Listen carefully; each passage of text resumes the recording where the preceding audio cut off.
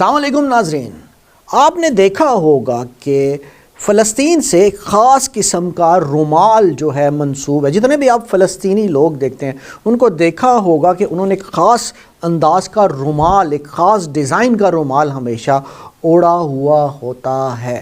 یہ رومال ہے کیا اور اس رومال کی تاریخ کیا ہے؟ آپ کو پتہ ہے کہ پچھلے دنوں جب سلمان خان کی فلم ٹائگر ریلیز ہوئی تھی تو سلمان خان کو بھی اسی رومال کے ساتھ دیکھا گیا تھا. آج ہم اسی رومال کے حوالے سے بات کریں گے کیونکہ سلمان خان کی فلم کے بعد یہ ایک ٹرینڈ بن گیا تھا اور ہر نوجوان اس طرح کا رومال پہنے نظر آیا تھا. لیکن فلسطینیوں کو تو آپ یہ رومال ہمیشہ سے پہنتے دیکھتے رہے ہیں. ناظرین، میں ہوں زید ملک اور آپ دیکھ رہے ہیں پروگرام سراغ رساں.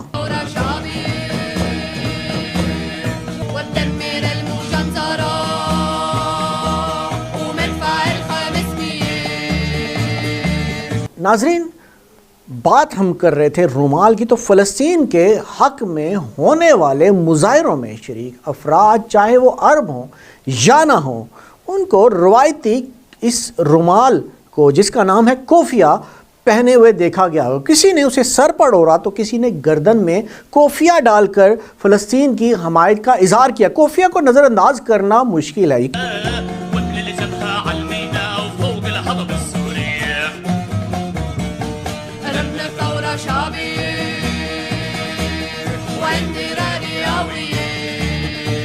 یقیناً یہ ایک سادہ سے رومال سے بڑھ کر ہے. بہت سے فلسطینیوں کے لیے یہ مزاحمت اور جد و جہد کی علامت اور ایک ایسا سیاسی اور ثقافتی آلہ ہے جس کی اہمیت میں 100 سال کے دوران اضافہ ہوا. کچھ لوگ اسے فلسطین کا غیر سرکاری پرچم بھی کہتے ہیں. لیکن اس مخصوص کپڑے کی کہانی کیا ہے اور اس کی علامتی حیثیت اور اہمیت کی کہانی کیا ہے؟ چند مورخین کے مطابق کوفیہ کی ابتدا 7ویں صدی عیسوی میں عراق کے شہر کوفہ سے ہوئی اور اسی کی وجہ سے اس کا نام کوفیہ پڑا.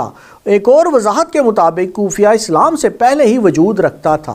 سچ جو بھی ہو، حقیقت یہ ہے کہ اس وقت کے ساتھ ساتھ اس کے استعمال میں اضافہ ہوتا چلا گیا، لیکن ابتدا میں اس کی وجوہات سیاسی یا ثقافتی نہیں تھی. 20ویں صدی کے آغاز پر کوفیہ کو دیہات کے شہری یا عرب بدو سورج کی حدت، تیز ہوا، صحرا کی ریت یا سردی سے بچنے کے لیے اوڑھا کرتے تھے. فلسطین کے شہروں میں اسے پہننے کا رواج زیادہ نہیں تھا. جہاں پہننے کا رواج زیادہ تھا اس علاقے کو فیض کہا جاتا ہے، جسے تربش بھی کہا جاتا ہے. ایک لال رنگ کی ٹوپی جو سلطنت عثمانیہ کے بادشاہ محمود دوم کے دور میں مشہور ہوئی وہ بھی اس سے موسوم تھی. تحقیق کے مطابق 1930 کے آس پاس کوفیہ کی اہمیت فلسطینی معاشرے میں بڑھنا شروع ہوئی، تب ہی اس کے استعمال میں بھی اضافہ ہوا. فلسطین 1920 سے 1948 تک برطانیہ کے زیر اثر رہا. تاہم اس دوران مقامی فلسطینیوں میں بے چینی بڑھتی گئی کیونکہ ان کے خیال میں برطانیہ صہیونی منصوبے کی حمایت کر رہا تھا جس کے تحت اس خطے میں ایک یہودی ملک قائم کرنے کی تیاری ہو رہی تھی. یہی وہ وقت تھا جب یورپ سے مشرق وسطیٰ کی جانب بڑی تعداد میں یہودی آبادکاروں نے بھی رخ کرنا شروع کر دیا تھا. اس بے چینی کے باعث ہی عرب قوم پرستوں نے بغاوت کی جسے عظیم عرب بغاوت کے نام سے جانا جاتا ہے اور یہ 1936 سے 1939 تک جاری رہی. اس دوران خطے میں تناؤ بڑھا اور کوفیہ نے بھی ایک اہم کردار ادا کیا. جین ٹائٹن نیدرلینڈ کی ایمسٹرڈیم یونیورسٹی سے تعلق رکھنے والی ایک مورخ ہیں جنہوں نے کوفیہ پر تحقیق کر رکھی ہے. انہوں نے میڈیا کو بتایا کہ فلسطینی برطانیہ سے مایوس ہو چکے تھے اور مزاحمت کر رہے تھے. اس دوران یہ ضروری تھا کہ اس مزاحمت کرنے والوں کی شناخت ممکن نہ ہو اور یوں کوفیہ برطانوی حکام کو کنفیوز کرنے کی حکمت عملی کا اہم جزو بن گیا. 1938 میں بغاوت کے سربراہوں نے شہری علاقوں میں بسنے والے تمام عرب باشندوں کو کوفیہ پہننے کا حکم دیا. جین کا کہنا ہے کہ یوں ایک شخص کو دوسرے سے ممتاز کرنا مشکل ہو گیا اور باغیوں کے لیے نقل و حرکت آسان ہوگی کیونکہ برطانوی حکام مکمل طور پر اس حکمت عملی سے کنفیوز ہو گئے. چند حقائقوں کے مطابق برطانیہ نے کوشش کی کہ کوفیہ پر پابندی عائد کر دی جائے، تاہم اس میں کامیابی حاصل نہیں ہو سکی.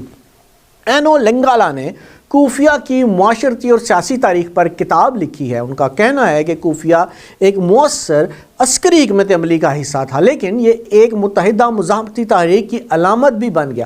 وہ کہتے ہیں کہ 1938 میں اس کپڑے نے فلسطینی ثقافت میں اس لیے اہمیت اختیار کر لی کیونکہ اندرونی اختلافات کے باوجود ایک قومیت پرست مہم میں اتحاد قائم کرنے کے لیے اختلافات کو ایک طرف رکھ دیا گیا تھا تاکہ نو آبادیاتی نظام کے خلاف اکٹھے ہو کر مخالفت کی جائے۔ جین کا کہنا کہ اس وقت سے ہی کوفیہ فلسطینی حق کے خود ارادیت، معاشرتی انصاف اور اتحاد کی علامت بنا۔ یہ باغیوں کے لیے ایک پیغام تھا کہ ہم آپ کے ساتھ ہیں۔ کوفیہ کی مختلف اقسام اور سب کے رنگ بھی مختلف ہیں، تاہم فلسطینیوں میں سب سے زیادہ رواج سیاہ اور سفید کوفیہ کا ہے۔ کوفیہ میں 3 نمایاں چیزیں ہیں۔ زیتون کے پتے اس علاقے میں زیتون کے درختوں کی علامت ہونے کے ساتھ ساتھ زمین سے تعلق کی علامت بھی ہیں۔ لال رنگ فلسطینی مچھیروں کی نمائندگی کرتا ہے اور ان کا بحر روم سے تعلق بھی ثابت کرتا ہے، جبکہ کالا رنگ فلسطین کے ہمسایوں کے ساتھ روایتی تجارتی راستوں کی نمائندگی کرتا ہے۔ 1930 کی بغاوت کے بعد کوفیہ فلسطینی شناخت کا لازم و ملزوم حصہ بن گیا۔ مورخین کا اتفاق ہے کہ نبکہ کے باعث جب اسرائیل کے قیام کے بعد لاکھوں فلسطینیوں کو جبری طور پر بے دخل کر دیا گیا، اس علامت کی شدت میں اضافہ ہوا۔ تاہم 1960 سے قبل کوفیہ بین الاقوامی سطح پر زیادہ مشہور نہیں تھا۔ عالمی سطح پر کوفیہ کی شہرت کا سہرا یاسر عرفات کو دیا جاتا ہے، جو بذات خود فلسطینی مزاحمت کا چہرہ بنے۔ شمالی امریکہ اور یورپ میں میڈیا کی وجہ سے کوفیہ مشہور ہوا اور پھر فیشن بن گیا۔ 1990 کی دہائی میں بہت سے مشہور شخصیات نے بھی کوفیہ پہنا، جن میں برطانوی فٹ بالر ڈیوڈ بیکم اور موسیقار روجر واٹرز شامل ہیں۔ امریکی سٹورز میں اسے بطور فیشن بیچا جانے لگا، جبکہ گونچی اور لوئی وڈن جیسے ڈیزائنرز نے بھی اس کا استعمال کیا۔ تو ناظرین، یہ کچھ کہانی تھی کوفیہ کی جس کو آپ اکثر دیکھتے رہتے ہوں گے۔ تو اگلے پروگرام تک کے لیے اجازت لیجیے، اگلے پروگرام میں نئی معلومات کے ساتھ پھر حاضر ہوں گا۔ اللہ حافظ۔